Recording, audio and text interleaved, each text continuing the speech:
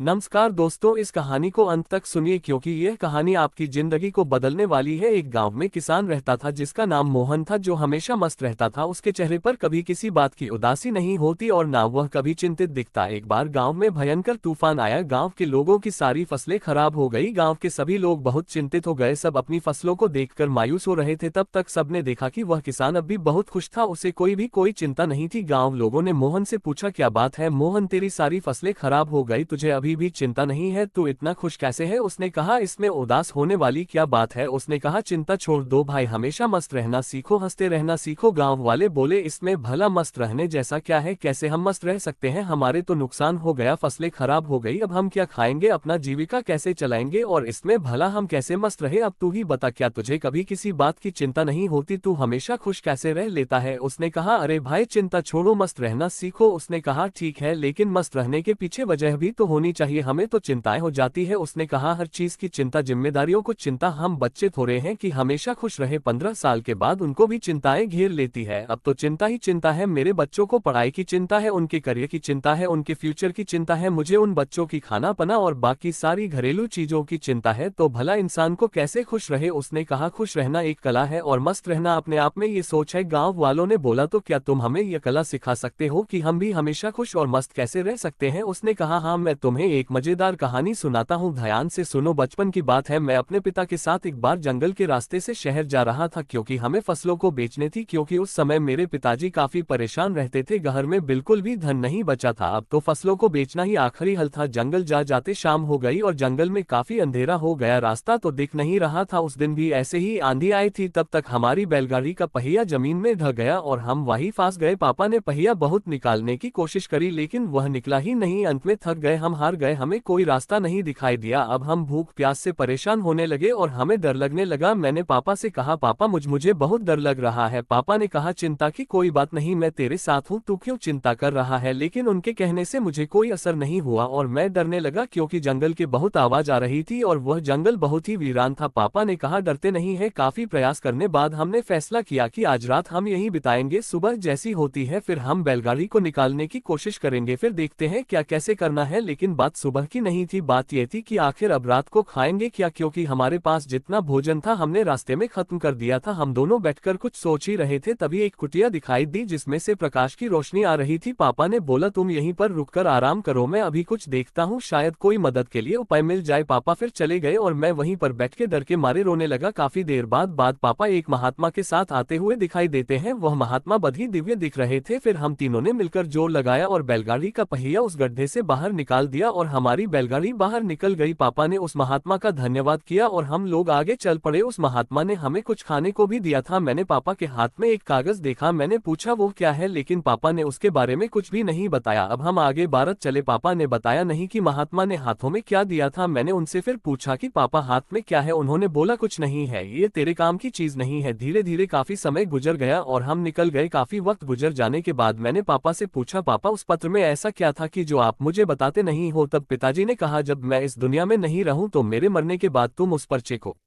खोलना, लेकिन एक बात और याद रखना, उस पर लिखी बातों को तुम जीवन भर याद रखना और कभी भी भूलना मत। उसने कहा, ठीक है पापा। अब काफी समय गुजर गया। गांव के लोगों ने मोहन से पूछा, वह सब तो ठीक है लेकिन हमें चिंता क्यों ना हो? हमें तो चिंता होगी ना, हमारी फसलें खराब हो गई। मोहन ने कहा, क्या तुम फसलों को ठीक कर सकते हो? उसने कहा, नहीं। मोहन ने पूछा, क्या तुम दिन को रात बना सकते हो? उसने कहा, नहीं। उसने पूछा, क्या तुम हवाओं को रोक सकते हो? उन्होंने कहा, नहीं। उसने फिर पूछा, क्या तुम बारिश करवा सकते हो? सबने कहा, नहीं भाई नहीं, हम कुछ नहीं करवा सकते, हम भगवान नहीं है। तो उसने कहा, जब तुम्हारे हाथ में कुछ है ही नहीं तो तुम भला चिंता करके क्या पाओगे? सारे किसान सोच में पड़ गए कि यार बात तो सही कह रहा है, इसमें भला ज्यादा चिंता करके क्या होगा? तब मोहन ने कहा, जब हमारे हाथ में कुछ है नहीं तो फिर हम चिंता कर क्या करेंगे? इसीलिए मस्त रहना सीखो और मस्त रहने की आदत डालो, तभी तुम्हारे जीवन में खुशियां आएंगी। तब सब किसान ने कहा, लेकिन उस पत्र में ऐसा क्या लिखा था? क्या तुमने पिता के जाने के बाद उसे खोलकर नहीं देखा? उसने कहा, हाँ, पिता के मरने के बाद मैं बहुत अनाथ हो गया था, कुछ भी अच्छा नहीं चल रहा था, मुझे कोई रास्ता नहीं दिख रहा था कि अब मैं क्या करूं, क्योंकि उस टाइम मेरे पास कोई रोजगार नहीं था और मुझे ये खेती काम इतने अच्छे से आता नहीं था। तभी मेरे दिमाग में आया कि उस पत्र को मैं खोल कर देखूं कि इसमें ऐसा क्या लिखा है। फिर मैंने जब उस पत्र खोला तो मेरी आंखें खुली की खुली रह गई। सबने पूछा ऐसा क्या था उस पर्चे में, हमें भी बताओ। किसान ने कहा उस पत्र में लिखा था कि यह वक्त भी गुजर जाएगा। मुझे इसका मतलब समझ में नहीं आया और उसका मतलब जानने के लिए मैं उस महात्मा के पास गया तो महात्मा ने बताया ये समय भी गुजर जाएगा। मैंने कहा ये तो ठीक है, आप तो वही बता रहे हैं जो इस पर्चे पर लिखा है, लेकिन इसका मतलब क्या है। महात्मा ने फिर कहा ये समय गुजर जाएगा। अब मुझे गुस्सा आया, मैंने फिर से पूछा है ये क्या मजाक है, मैं इसका मतलब पूछ रहा हूँ और आप इस पर लिखी बातों को बार बार मुझे सुना रहे हैं। तब महात्मा ने कहा तुम अभी परेशान हो, उदास हो, तुम्हें नहीं पता कि यह वक्त है और वक्त गुजर जाता है। ये हालात ऐसे ही नहीं रहेंगे, कुछ समय बाद सब ठीक हो जाएगा, सब कुछ बदल जाएगा और ये परेशानियों के बादल टल जाएंगे। इसलिए इस बातों को याद रखो, यह वक्त गुजर जाएगा, वक्त कभी नहीं रुकता। अच्छा बुरा जैसा भी हो वक्त गुजर जाता है, तुमको चिंता करने की कोई आवश्यकता नहीं है। तुम बस खुद को देखो, अपने हाथ को देखो और बस मेहनत करते रहो। धीरे धीरे वक्त जैसा भी हो समय बदल जाता है। गौर से देखो तुम्हारे हाथ में कुछ भी नहीं, तुम बेमतलब में फालतू की चिंताएं कर रहे हो, फालतू की मुश्किलों को और बड़ा बना रहे हो जो किसी भी तरह से हल नहीं होने वाली। वक्त अपने आप गुजर जाता है, इसलिए जो तुम्हारे हाथ में है ही नहीं उससे भला चिंता करके क्या मिलने वाला है। इंसान को चाहिए कि वह सब्र रखे हर वक्त में, हर परिस्थिति में, क्योंकि जिसके पास सब्र नहीं वह कभी भी चैन से जीवन जी ही नहीं सकता। चैन से जीवन जीने के लिए इंसान के अंदर सब्र का होना जरूरी है और सब्र तभी आता है जब इंसान इस बात को याद रखेगा कि वक्त गुजर जाएगा। तब से मेरी जिंदगी बदल गई और मैं इस बातों को जीवन भर के लिए याद करके रख लिया। अब जो कुछ भी होता है मैं चिंता नहीं करता, बस मेहनत करता रहता हूँ, कोशिश करता हूँ चीजों को ठीक कर सको, लेकिन जो मेरे हाथ में है ही नहीं मैं उसको चिंता करके भला क्या करूँ। इसलिए मैं अब मस्त रहता हूँ और लोगों से यही कहता हूँ कि मस्त रहो, ज्यादा चिंता मत करो और ज्यादा सोचो मत। जीवन चल रहा है, जीवन गुजर रहा है और जीवन गुजर जाएगा। बाकी अगर यह कहानी आपको अच्छी लगी हो तो इस वीडियो को लाइक करें और ऐसी और कहानी सुनने के लिए इस चैनल को सब्सक्राइब करें। मिलते हैं हम आपसे ऐसी ही एक और प्रेरणादायक कहानी के साथ अगले दिन। धन्यवाद।